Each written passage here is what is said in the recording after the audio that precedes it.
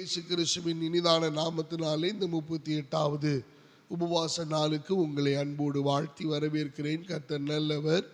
இந்த நாளிலேயும் நமக்கு தேவன் கொடுத்த திறவுகோலின் வார்த்தை ஏசாயா தீர்க்கதரிசன புஸ்தகம் 30வது அதிகாரம் 19வது வசனத்தை நாம் வாசிக்க கேட்போம்.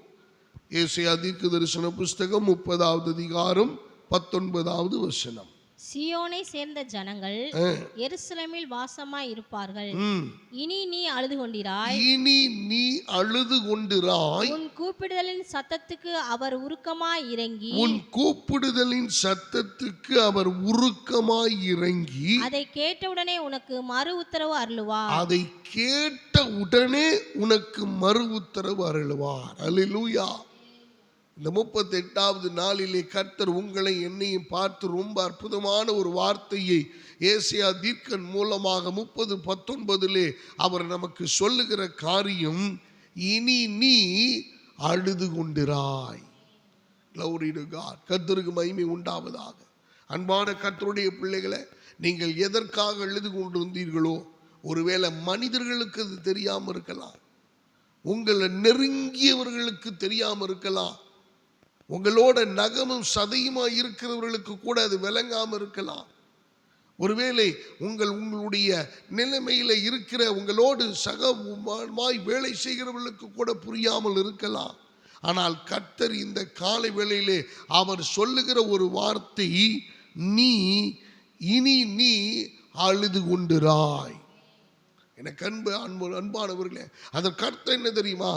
இனி எல்லா காரியத்துக்கும் நீ எதற்கெல்லாம் அழுதாயோ, ஒருவேளை பற்றாக்குறையினால நீ அழுது கொண்டிருக்கலாம், ஒருவேளை வறுமை நிமித்தமாய் அழுது கொண்டிருக்கலாம், அல்லது பிள்ளைகளை நினைத்து அழுது கொண்டிருக்கலாம், குடும்பத்தின் சூழ்நிலையை நினைத்து அழுது கொண்டிருக்கலாம், அல்லது உங்களுடைய வாழ்க்கையினுடைய தோல்விகளை நினைத்து நீங்கள் அழுது கொண்டிருக்கலாம், அல்லது நீங்கள் பறிகொடுத்த காரியங்களை நினைத்து நீங்கள் அழுது கொண்டிருக்கலாம்.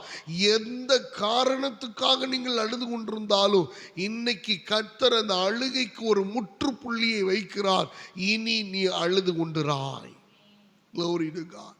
அருமையான கர்த்தருடைய பிள்ளைகளை, நல்ல வேதத்தை நாம் வாசிப்போமானால் சொல்லப்பட்டிருக்கிறது, அன்னாள் ஆலயத்திலே போய் அழுகிறாள். அழுது மன கிளேசமாய் ஆண்டவரோடு பேசி கொண்டிருக்கிறாள். வெளியில உட்கார்ந்து இருக்கிற பாஸ்டர் ஏலி அவர்களுக்கு புரியல, இவன் என்ன சர்ச்சில் குடிச்சிட்டு வந்து ஆலயத்தில் உள்ள உட்கார்ந்து இருக்கிறான்னு அவர் நினைச்சுக்கிட்டு இருக்கிறார். என்ன பேலியாளின் மக்களை போல செஞ்சு கொண்டிருக்கிறியே அப்படின்னு அவர் நினைத்து கொண்டிருக்கிறார். சரி வரட்டு, என்னன்னு பேசிக்குவோம் அப்படின்னு. ஆனால் ஆலயத்துக்குள்ளே போய் அவள் மன கிளேசமுள்ள ஸ்திரீயாய் அப்படியே முணுமுணுத்து கொண்டு அவள் தேவனோடு உறவாடி பேசிக்கொண்டு அழுது கண்ணீர் வடித்து கொண்டிருக்கிறாள்.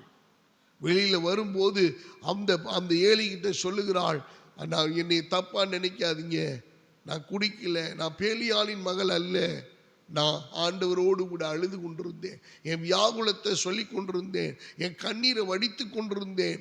அப்போ ஏலி தீர்க்கன் மூலம், ஏலியினுடைய பாஸ்டர் மூலமாய் ஒரு தீர்க்க தரிசன வார்த்தையை சொல்லுகிறார், நீ அழ வேண்டாம், நீ போ. வேதம் சொல்லுகிறது, அப்புறம் அன்னாள் அழவில்லை, அவள் கண்ணீர் வடிக்கவில்லை. அன்னாளுடைய துக்கத்தை அவள் மறக்கும்படிக்கு கர்த்தர் செய்தார். எதற்காக நீங்கள் அழுதீர்களோ, வேதனைப்பட்டீர்களோ, எதற்காக கண்ணீர் வடித்து கண்கள் எல்லாம் குளமாகி போனதோ, அதற்கு ஒரு முற்றுப்புள்ளியை கர்த்தர் வைக்கிறார். அன்பானவர்களே, எனக்கு ஆண்டவர் இந்த காலை வேளையில் ஒரு விஷயத்தை உணர்த்துகிறார். எந்த பிள்ளைக்காக நீ அழுது புலம்பி கண்ணீர் வடித்து உன்னுடைய உள்ளத்தை உடைத்து கர்த்தருக்கு முன்பாக நீ ஊற்றி கொண்டிருக்கிறாயோ, இனி அந்த பிள்ளையை குறித்து நீ அழப்போவதில்லை. என் கர்த்தர் அதற்கு ஒரு முற்றுப்புள்ளியை கர்த்தர் வைக்கிறார். அதற்கு ஒரு முடிவை இந்த காலை வேளையிலே கொண்டு வருகிறார். அதற்கு ஒரு ஆண்டவர் அற்புதமான கிரியையை அவர் செய்ய அவர் விருப்பம் கொண்டிருக்கிறார். அவருடைய திட்டம் நிறைவேற போகிறது. நீ உன்னுடைய கண்ணீருக்கு ஆண்டவர், நீ வடித்த அத்தனை கண்ணீருக்கும் ஒரு முடிவை கர்த்தர் அவர் தந்து இனி நீ அதற்காக அழப்போவதில்லை. Glory to God. கர்த்தருக்கே மகிமை உண்டாவதாக. Glory to God. ஆண்டவர் சொல்லுகிற காரியம், உன் கூப்பிடுதலின் சத்தத்துக்கு அவர் உருக்கமாய் இறங்கி. Glory to God. வெறுமனே இல்லை, மனதுருக்கமுடைய தேவனாய் உன் கூப்பிடுதலின் சத்தத்துக்கு இறங்கி, எப்படி ஒரு மிருக ஜீவன்களை ஒரு ஆடு வளர்க்கிறவன் ஒரே ஒரு விசில் அடிக்கட்டும், அத்தனை ஆடுகளும் ஓடி வந்து அவன் அண்டையிலே நிற்கும். ஒரு கோழி வளர்க்குறவங்களை பாருங்க, ஒரு சத்தம் போதும், அந்த சத்தத்துக்கு எல்லாம் பறந்து அடிச்சு ஓடி வந்து அவர்கள் பக்கத்தில் நிற்கும்.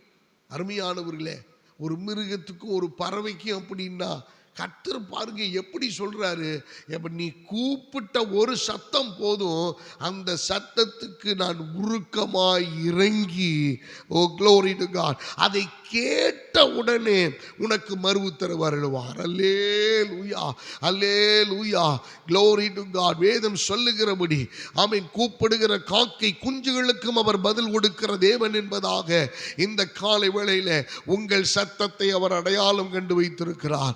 நீங்க எந்த இடத்துல இருந்து கூப்பிட்டாலும், எந்த இடத்துல இருந்து கதறினாலும், எந்த இடத்துல இருந்து முறையிட்டாலும், எந்த இடத்துல இருந்து நீங்கள் அழுது புலம்பினாலும், எந்த இடத்துல இருந்து ஆண்டவரை என்று நீங்கள் கதறினாலும், அந்த சத்தத்துக்கு அவர் உருக்கமாய் இறங்கி, அந்த சத்தத்தை கேட்ட மறுகணமே, அந்த சத்தத்தை கேட்ட உடனே, அந்த சத்தத்தை கேட்ட சன பொழுதே உடனே அவர் பதில் தர, அவர் அருள் செய்ய அவர் வல்லமையுள்ள தேவனாய் இருக்கிறார்.